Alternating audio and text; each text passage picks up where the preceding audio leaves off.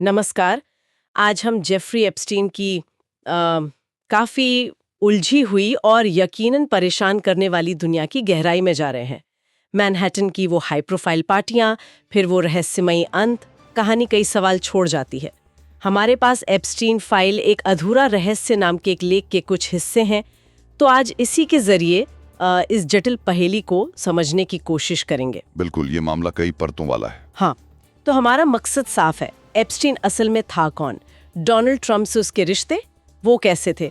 और फिर वो 2008 का वो जो समझौता हुआ था वो क्या था? 2019 में क्या हुआ? और ये जो एप्स्टीन फाइल की बात होती है, ये पूरी तरह पब्लिक क्यों नहीं है? ये सारे अहम सवाल हैं। और हाँ, आखिर में ये भी सोचेंगे कि अगर सब कुछ सामने आ गया बिना किसी काट छाट के, तो क्या हो सकता है? चलिए शुरू करते हैं। ठीक है, तो पहले एप्स्टीन और ट्रंप का कनेक्शन। एप्स्टीन की शख्सियत ही मतलब थोड़ी रहस्यमयी थी। कोई कहता वॉल स्ट्रीट जीनियस, पर पैसा कहाँ से आया ये हमेशा सवालों में रहा। हाँ, ये बात तो है, दौलत का स्रोत साफ नहीं था। और शुरुआती दिनों में उसकी जान पहचान हुई डोनाल्ड ट्रंप से, जो तब एक बड़े रियल एस्टेट डेवलपर थे। तस्वीरें भी हैं दोनों की साथ में। बल्कि वो 1992 की मारा-लागो पार्टी का एक फुटेज भी काफी चर्चा में रहा है। हाँ बिल्कुल, लेकिन ये रिश्ता ऐसा कहते हैं कि बाद में बिगड़ गया था। सुनने में आया कि पाम बीच में किसी बंगले की बोली को लेकर कुछ अनबन हुई और उसके बाद ट्रंप ने एप्स्टीन को मारा-लागो आने से मना कर दिया था। अच्छा, तो मतलब दोस्ती खत्म हो गई थी? लगता तो यही है। और जहां तक वो फ्लाइट लॉग्स की बात है, हाँ, 1993 से 97 के बीच ट्रंप का नाम कुछ घरेलू उड़ानों में आया है। पर यह ध्यान देना जरूरी है कि इनमें से कोई भी उड़ान एप्स्टीन के उस बदनाम द्वीप लिटिल सेंट जेम्स के लिए नहीं थी। ये अहम पॉइंट है। और ये भी याद रखना होगा कि एप्स्टीन से जुड़े जितने भी सिविल या क्रिमिनल केस हुए, उनमें आज तक ट्रंप पर कोई सीधा आरोप नहीं लगा है। ठीक है, तो बदनाम द्वीप वाली उड़ानों में नाम नहीं था, पर कानूनी मामला तो कहीं और ही उलझा था, है ना? 2005 में वो पहला केस आया, पाम बीच पुलिस के पास, एक 14 साल की लड़की की शिकायत। हाँ, और उसके बाद तो जैसे एक पैटर्न सा दिखने लगा। दर्जनों नाबालिग पीड़ित, उनकी कहानियां सामने आने लगी। और फिर भी 2008 में वो नॉन प्रोसिक्यूशन समझौता हो गया। ये बड़ा अजीब था। बिल्कुल, बहुत ही विवादास्पद। हाँ, इतने गंभीर आरोप और सजा, सिर्फ 13 महीने, और वो भी कोई सख्त जेल नहीं, वो वर्क रिलीज वाली। ये बात किसी के गले नहीं उतरी और इसीलिए आज तक इस पर सवाल उठते हैं। सही कहा। मामला फिर गरमाया 2019 में। न्यूयॉर्क के फेडरल प्रोसिक्यूटर्स ने नए चार्ज लगाए, बाल तस्करी, साजिश। उसके घरों पर छापे पड़े, हजारों तस्वीरें, हार्ड ड्राइव और भी बहुत कुछ मिला। यही सब मीडिया में एप्स्टीन फाइल कहलाया। और फिर कहानी का सबसे नाटकीय मोड़, एप्स्टीन की मौत मैनहट्टन की जेल में।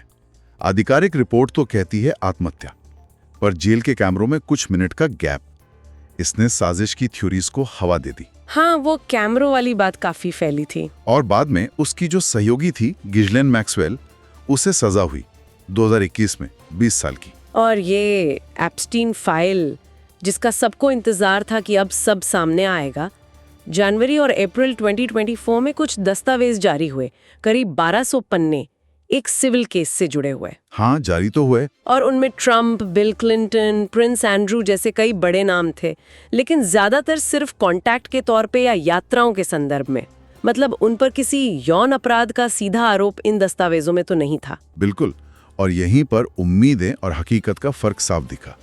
याद है, फ्लोरिडा की अटॉर्नी जनरल थी पैमेला बॉन्डी, ट्रंप समर्थक मानी जाती हैं। उन्होंने कहा था कि पूरी फाइल खोलेंगे। हाँ, कहा तो था। लेकिन फरवरी 2025 में जो सामने आया, उसमें ज्यादातर वही पुराने दस्तावेज थे। कोई नई सनसनीखेज क्लाइंट लिस्ट या ऐसा कुछ नहीं मिला। इससे डैन बोंगिनो जैसे कई कंजर्वेटिव कमेंटेटर्स काफी निराश भी हुए थे। अच्छा, तो मतलब हवा ज्यादा बनी, निकला कुछ खास नहीं।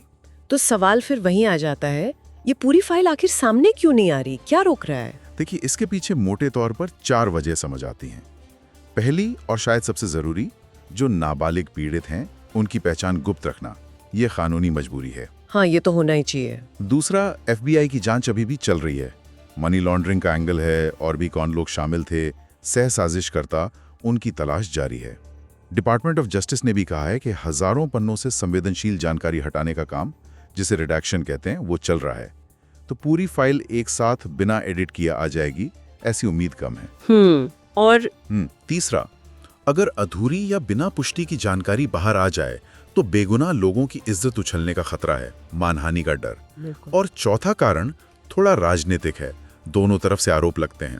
कोई कहता है डीप स्टेट अपने लोगों को बचा रहा है, कोई कहता है ट्रंप डीओजे ने कुछ छिपाया, मतलब राजनीतिक खींचतान भी है। समझ गई। तो कानूनी पेचीदगियां हैं, जांच चल रही है, पीड़ितों की सुरक्षा है और राजनीति भी है। चलिए 1 मिनट के लिए सोचते हैं। मान लीजिए कल को ये सारी रुकावटें हट जाएं और सब कुछ, हर फ्लाइट लॉग, हर तस्वीर, गवाही, बैंक स्टेटमेंट, सब बिना फिल्टर के पब्लिक हो जाए, तब क्या होगा? ओहो, वो तो एक भूचाल जैसा होगा। सोचिए जरा, अगर मौजूदा बड़े नामों के खिलाफ पुख्ता सबूत आ गए, राजनीति, बिजनेस, हॉलीवुड, शायद शाही परिवार भी, इस्तीफों की लाइन लग सकती है। हाँ, यकीनन। सोशल मीडिया पे तो तूफान आ जाए ना। हैशटैग एप्स्टीन लिस्ट जैसे हैशटैग्स चलेंगे। सही खबरों के साथ अफवाहों का सैलाब भी आएगा। अगर नए और ठोस सबूत मिले और स्टैच्यूट ऑफ लिमिटेशंस, मतलब केस करने की जो समय सीमा होती है, वो आड़े न आए, तो नई गिरफ्तारियां भी हो सकती हैं। और जिन लोगों के नाम आएंगे, उनकी सुरक्षा को खतरा हो सकता है। लोग सड़कों पर उतर सकते हैं, अशांति फैल सकती है। लेकिन शायद सबसे बड़ा असर पड़ेगा संस्थाओं पर से भरोसे का। अदालतें, FBI, मीडिया, इन सब पर से लोगों का यकीन बुरी तरह हिल सकता है। एक तरह का विश्वास का संकट, जैसा शायद वाटरगेट के बाद अमेरिका में देखा गया था। तो कुल मिलाकर ये एप्स्टीन फाइल आज भी एक आधा खुला, आधा बंद रहस्य है। शक, दर्द, साजिश की फुसफुसाहटें, सब कुछ है इसमें। ये सिर्फ एक आदमी के गुनाहों की कहानी नहीं लगती, बल्कि सत्ता, सेक्स, पैसे और ताकतवर लोगों के उस काले गठजोड़ की एक झलक है, जो शायद समाज में काफी गहरे तक फैला है। बिल्कुल। और यहीं हम शायद श्रोताओं के लिए एक सवाल छोड़ सकते हैं। जब सच, पूरा सच, बिना किसी लाग लपेट के अपनी पूरी कड़वाहट के साथ सामने आता है, तो क्या समाज उसे झेलने, उसे संभालने के लिए तैयार होता है? या फिर समाज के ताने बाने को बनाए रखने के लिए कुछ रहस्यों का पर्दों के पीछे रहना ही जरूरी होता है? ये सवाल हमें इस कहानी से आगे सोचने पर मजबूर करता है।